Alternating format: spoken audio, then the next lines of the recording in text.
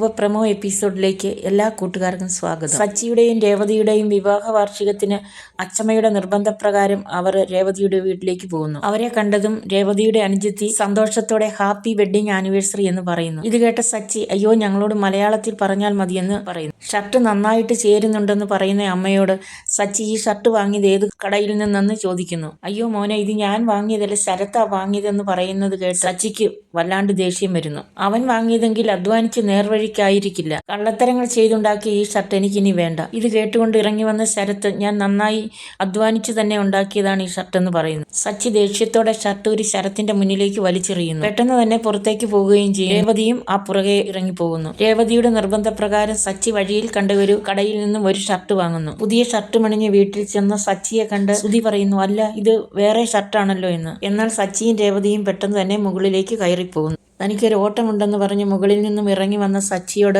അച്ചമ്മ, നീ ഇട്ടിട്ട് പോയ ഷർട്ട് എന്തിയെ എന്ന് ചോദിക്കുന്നു. എന്തു പറയണമെന്നറിയാതെ സച്ചി അന്തിച്ചു നിൽക്കുന്നു. ഇനി പുതിയൊരു പ്രമോ റിവ്യൂവുമായിട്ട് നാളെ കാണാം. നന്ദി, നമസ്കാരം.